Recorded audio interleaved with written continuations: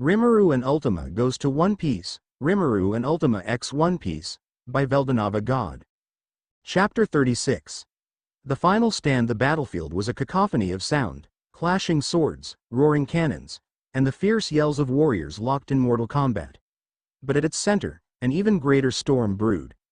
Rimuru and Ultima, standing side by side, faced the formidable Yonko, Big Mom.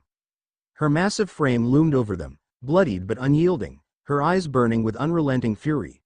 Despite the deep cuts across her body and the bruises marking her flesh, she refused to fall. "Lin, Rimuru said, his voice calm but firm, "this is over. You can't win this." Big Mom bellowed in rage, the earth beneath her feet cracking from the force of her anger. "You think you've won? You haven't seen anything yet." She swung Napoleon with immense force, but both Rimuru and Ultima, their observation haki fully honed, dodged the attack with ease. The massive blade smashed into the ground, sending debris flying into the air, but it missed its targets entirely.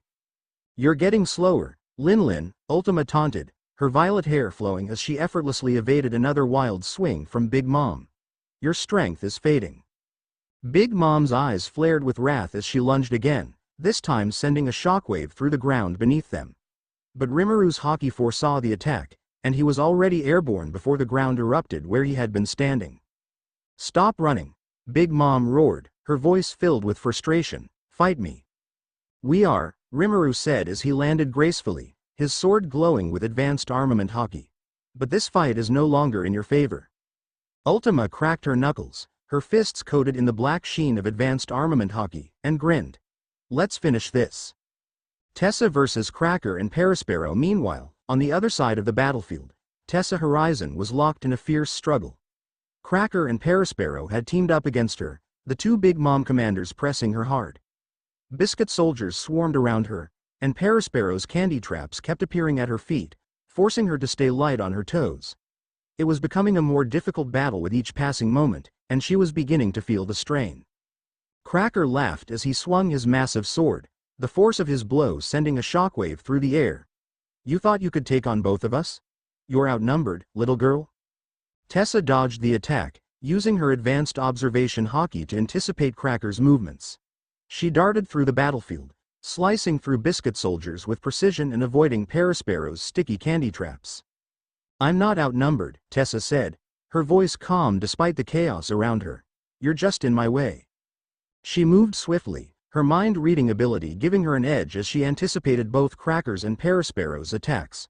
But it was Cracker who left himself open first. As he lunged forward with a wide swing, Tessa sidestepped, her blade glowing with armament haki. She thrust her sword forward with lightning speed, piercing Cracker's chest. Cracker's eyes widened in shock as Tessa's blade dug deep, and in one fluid motion, she ripped the sword upward, slicing through his heart. Cracker let out a strangled gasp, blood spilling from his lips as he crumpled to the ground, lifeless. Perispero's eyes widened in horror as he saw his brother fall. Cracker, no, distracted by his grief, he didn't see Tessa coming.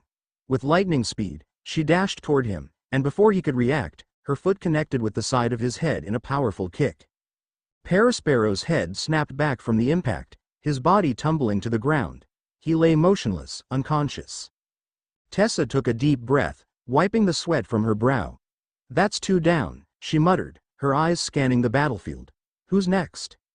Kalis versus Smoothie. Elsewhere, Kalis stood victorious over the towering figure of Charlotte Smoothie. The fight had been brutal, but Kalis had gained the upper hand once he severed Smoothie's arm. She was bleeding heavily, her once formidable strength now faltering. "You're tough, I'll give you that," Kalis said, his voice steady as he circled her, his sword still raised. "But you're not walking away from this." Smoothie, breathing heavily and clutching her bleeding stump, glared at Kalis with hatred burning in her eyes. "You think this is over? You won't get away with this." Kalis shook his head. "You're already beaten." With a swift movement, he lunged forward, his blade slicing through the air. Smoothie tried to dodge, but Kalis was faster. His sword cut through her leg, severing it cleanly. Smoothie let out a scream of pain as she collapsed to the ground, her massive body shaking with the impact. Blood pooled around her, and she gritted her teeth, trying to remain conscious. "You." She spat, but before she could finish, Kalis delivered a powerful punch to her head, his fist coated in armament hockey. The blow connected with a sickening thud, and Smoothie's eyes rolled back as she lost consciousness. Kalis stood over her, breathing heavily. "That's another one down," he muttered, his eyes scanning the battlefield for the next fight. Sylphira versus Katakuri on the far side of the battlefield. Sylphira and Katakuri were locked in a battle of titans. The two fighters were evenly matched, their observation hockey allowing them to predict each other's every move. Katakuri's future sight hockey was formidable, but Sylphira's mastery of advanced armament hockey gave her a slight edge in the battle. "You're good," Katakuri admitted, his voice calm despite the strain of the fight, "but you won't beat me." Sylphira smirked, her white hair flowing around her as she circled Katakuri. "We'll see about that."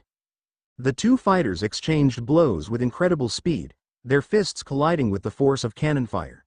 Katakuri's mochi-based attacks were fast and unpredictable, but Sylphira's advanced hockey allowed her to counter them with devastating precision. For a moment, it seemed the battle was at a stalemate, but then Sylphira saw her opening. As Katakuri lunged forward with a powerful punch, Sylphira sidestepped, her fist glowing with advanced armament hockey. She drove her fist into Katakuri's stomach, the force of the blow causing the ground to tremble beneath them. Katakuri's eyes widened in shock as the air was knocked from his lungs. He gasped, clutching his stomach as he staggered back, blood spilling from his mouth. Sylphira didn't give him a chance to recover. With another powerful punch, she struck him in the same spot, sending him crashing to the ground. Katakuri lay there, unconscious, his body motionless. Sylphira stood over him, breathing heavily but victorious. "Looks like I win," she said, wiping the sweat from her brow. The final battle. Rimuru, Ultima versus Big Mom. As the battles across the battlefield reached their conclusions, the focus shifted back to the most intense confrontation of all. Rimuru and Ultima against Big Mom. The air around them crackled with energy as the three titans clashed, their conquerors' hockey shaking the very foundations of the island. Big Mom, bloodied and bruised but unbroken, let out a feral roar. "I won't lose to you," she screamed, swinging Napoleon in a wide arc. The force of her attack sent shockwaves through the air, but once again, Rimuru and Ultima dodged with ease, their advanced observation hockey predicting her every move. "You're getting weaker, Linlin," Rimuru said, his voice calm and measured. "This fight is over." Ultima stepped forward, her fists crackling with the power of the Gura Gura no Mi. "We've already won, you just haven't realized it yet." Big Mom snarled, her eyes wild with fury. "I'll kill you both." But as she lunged forward, her movements were slower, her strikes less precise.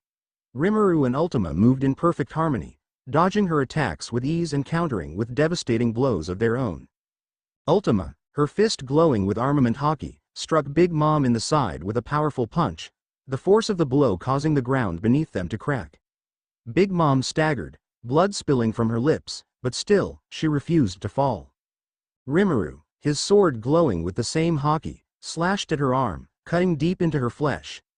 Big Mom roared in pain, her grip on Napoleon faltering.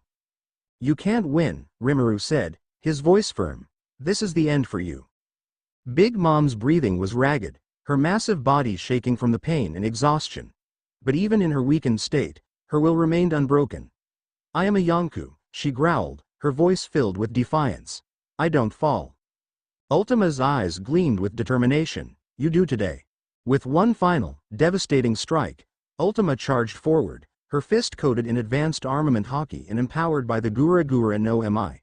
She drove her fist into Big Mom's chest, the force of the blow shattering the air around them. Big Mom let out a gasp, blood spilling from her mouth as she fell to her knees. Rimuru stood beside Ultima, his sword at the ready.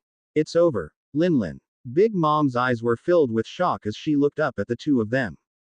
For the first time in decades, she had been bested. She collapsed to the ground, unconscious. The battlefield fell silent as the remaining soldiers, both friend and foe, stared in awe at the sight of the fallen Yonko. Rimuru and Ultima stood victorious, their breathing heavy but their resolve unshaken.